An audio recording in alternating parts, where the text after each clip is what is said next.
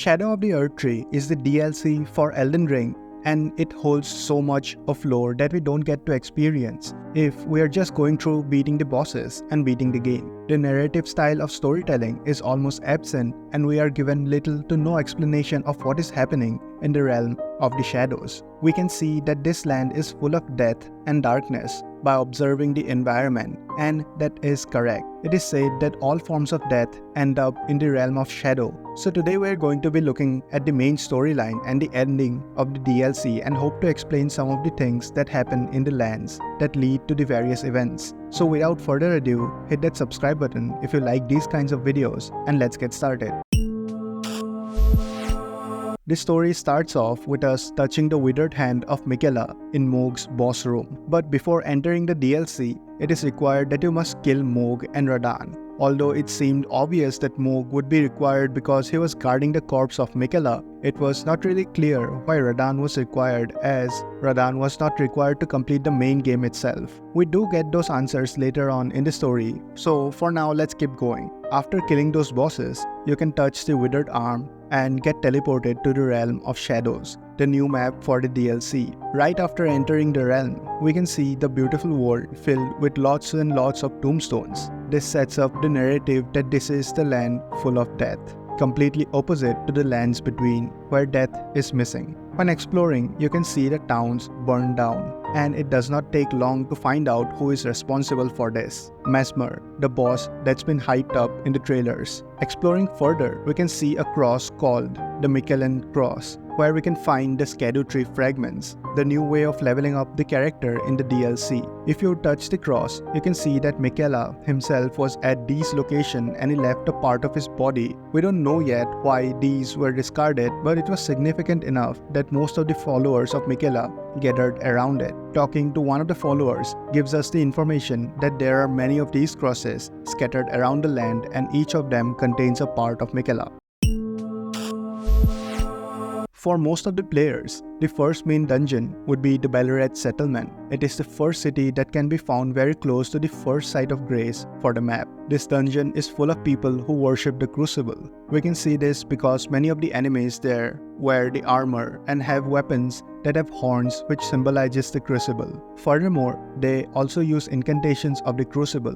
In the lands between, having horns is looked down upon, but in this place, it seems like having horns was a form of royalty and divinity. As we explore the area, we will stumble upon an old lady who thinks that you are one of Messmer's army. She does not fear you and accepts whatever punishment Messmer would give her. She also awaits the return of the hero that would save the lands of the shadow and return it to its former glory days. Speaking of which, if we keep on going up, we encounter our first main boss, the divine beast Dancing Lion. In the trailer, we can see the lion fighting with Messmer. We can safely assume that it did not go well for the lion. Also, there are multiple of these lions around the lands. We can find another one in the game as a boss later down the road. So after you defeat him, you get his head. If you wear this head and speak to the old lady again, you get a new set of dialogues where she rejoices that the hero has finally arrived. What I am confused about is that this so-called hero, the Dancing Lion, was in the tower already.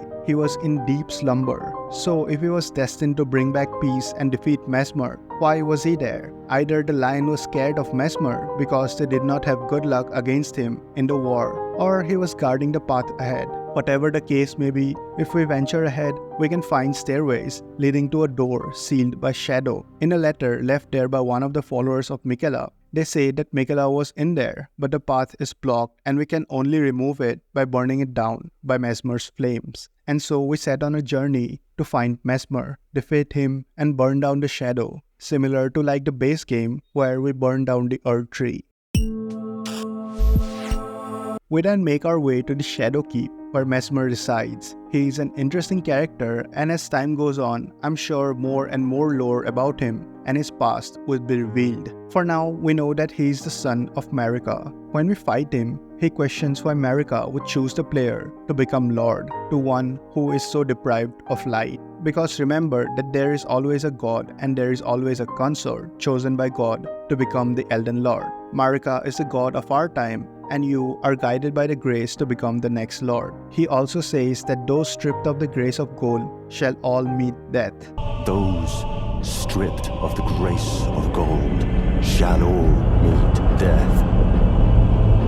Meaning he was kept there by Marika, his mother, to kill anyone who opposes the Golden Order. He was kept there to keep order in the lands even after the war was finished. He was abandoned there to keep the saddened dark world full of death out of reach from the perfect world of Marika, the lands between, which does not have death. His items read that Mesmer did not want to be there, but out of loyalty to his mother, he continued his duty. He was not happy, yet he complied. After you finally defeat him, he curses his own mother for forgetting about him and abandoning him while she went to the lands between to make her perfect kingdom. Mother.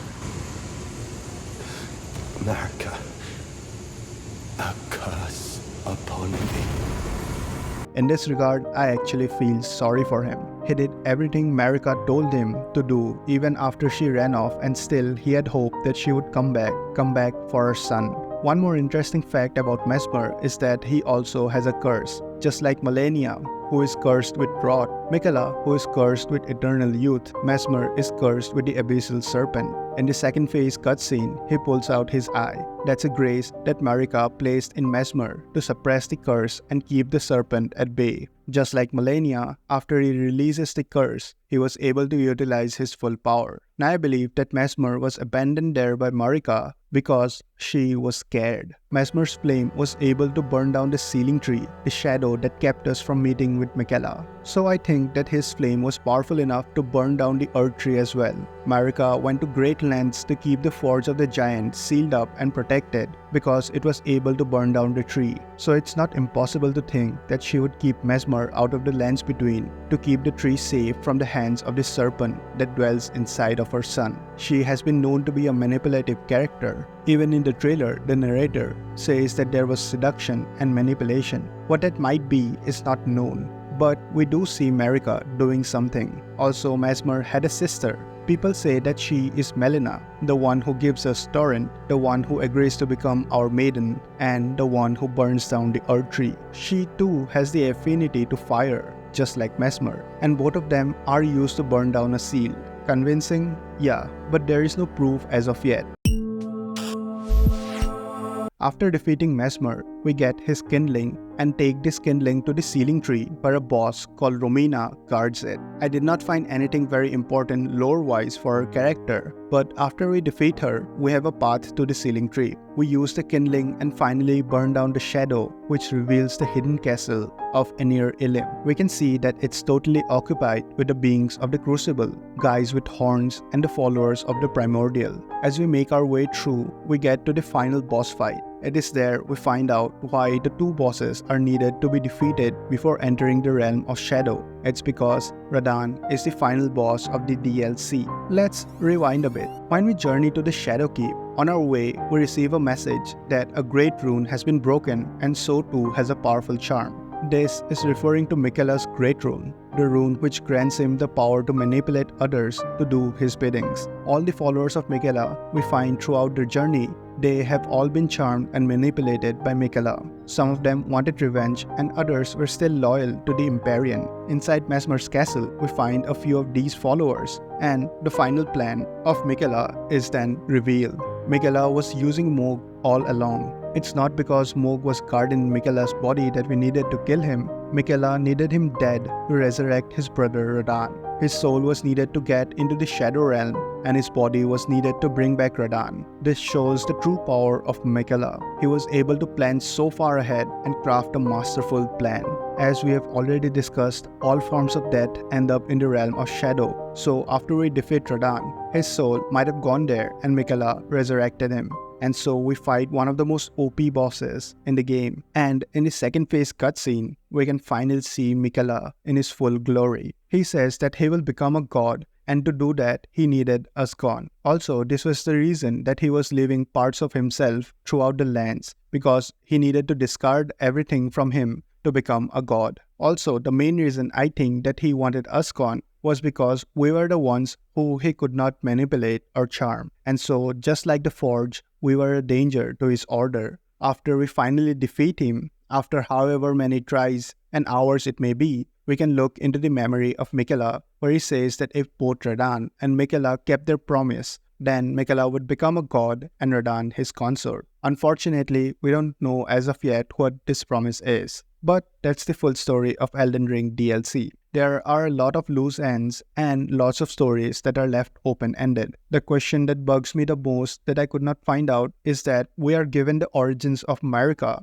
about the village where she lived before coming to the lands between, but we are never given how she became an Empyrean, about how she rose to power, about the seduction and manipulation that the trailer talked about. We are also not given very many details about Melina. I think some of these details will come out eventually because the lore community of Elden Ring is huge, and I will follow up with those updates and make a full lore video in the future. For now, that's it from me. Hit the like and subscribe button if you enjoyed and want more videos like this. See you in the next one.